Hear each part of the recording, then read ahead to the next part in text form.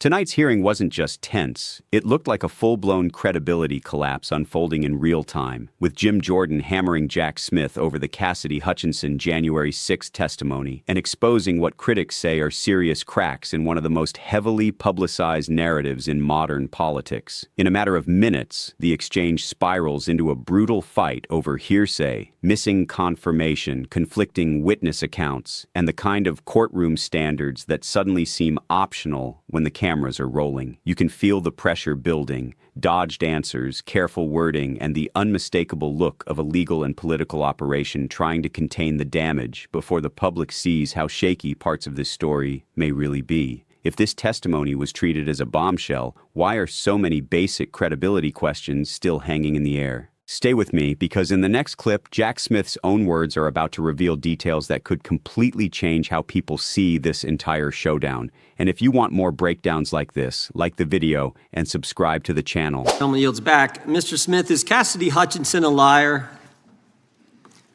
She was their star witness, January 6th committee, their star witness in one of those staged and choreographed hearings they paid the former president of ABC News to put together. She was, in fact, the only witness at this special prime-time hearing, Tuesday, June 28, 2022, 8 o'clock in the evening, and she told some stories. I mean, these were some stories. She talked about President lunged across the back seat, grabbed the steering wheel, tried to drive the car to the Capitol. And I just want to know, you think she was lying? Chairman Jordan, my assessment of that particular issue is that with respect to the testimony about someone the president lunging towards the driver, my recollection of her testimony about that is that it was secondhand. She had said she'd heard that from somebody. You familiar with the name Tony Ornato? I'm sorry, sir? You familiar with the name Tony Ornato? Yes. White House Deputy Chief of Operations, Deputy Chief of Staff for Operations, right? You remember what he said about it? As I sit here right now, I do not. Yeah, he said it didn't happen.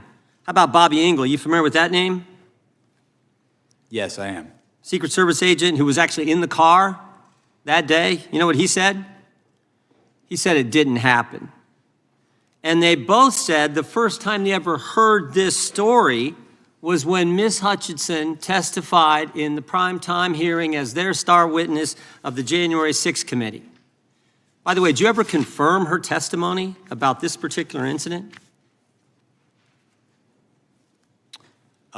We conducted, as I said before, our own independent investigation of all aspects of the case that we thought was relevant. We, attorneys from my office. Did you ever confirm it? That's a simple question.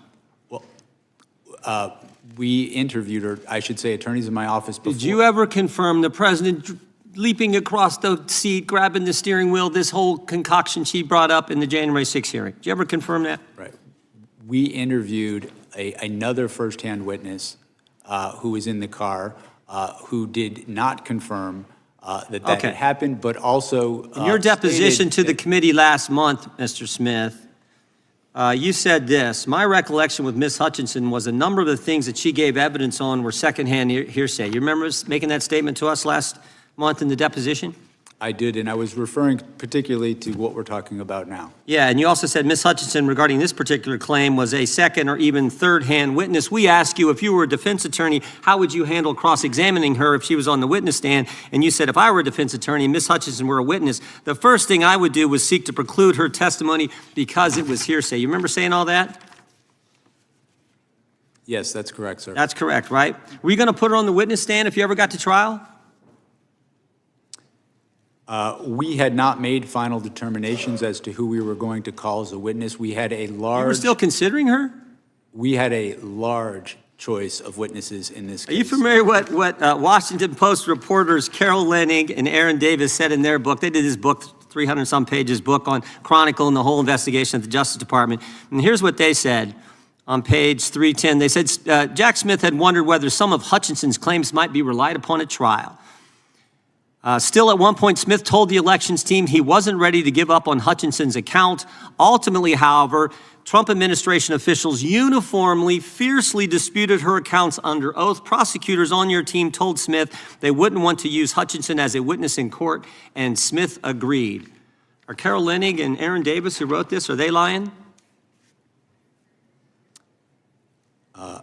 My recollection is that I certainly had not made any final determinations about who we were going to call. And that's the point. That is the point. The fact that they used her in a primetime hearing and you won't rule out using her, or didn't rule out using her, putting her on the witness stand when everybody knows she wasn't telling the truth, that says it all. That's the degree the left and Democrats were willing to go to get President Trump, putting on the witness stand someone everybody knows is making it up. Everybody knows that. And you were willing to do it. By the way, you know how many times Cassidy Hutchinson was mentioned in their report, the January 6th report? Any idea, Mr. Smith? I do not. 185 times. Someone that the whole country knows wasn't telling the truth, and you were still considering putting her on the witness stand because you had to get President Trump. And everybody can see that. We better take a... What you just watched is exactly why so many people no longer trust the polished headlines, the prepackaged talking points, or the made-for-TV spin that gets pushed as truth before the facts are even tested. This hearing exposed something bigger than one argument between Jim Jordan and Jack Smith. It exposed a pattern. Explosive claims get amplified, weak points get buried, and then the public is expected to just move on without asking the most basic questions about evidence, credibility, and accountability. And when those questions finally do get asked under pressure, suddenly the answers get slippery, cautious, and wrapped in legal fog. That is not transparency. That is damage control. That is what it looks like when people who were comfortable selling a narrative start panicking the moment they're forced to defend it point by point in public. If the testimony was strong, it should stand up to scrutiny. If the process was clean, it should survive hard questions. But what we saw here was a wall of evasions, contradictions, and carefully measured responses that sounded a lot more like containment than confidence. And let's be honest, the American people are tired of being treated like they're too stupid to notice when standards change depending on who benefits politically. They're tired of one set of rules for ordinary citizens and another set for powerful insiders, media favorites, and government-connected operators. That frustration is real.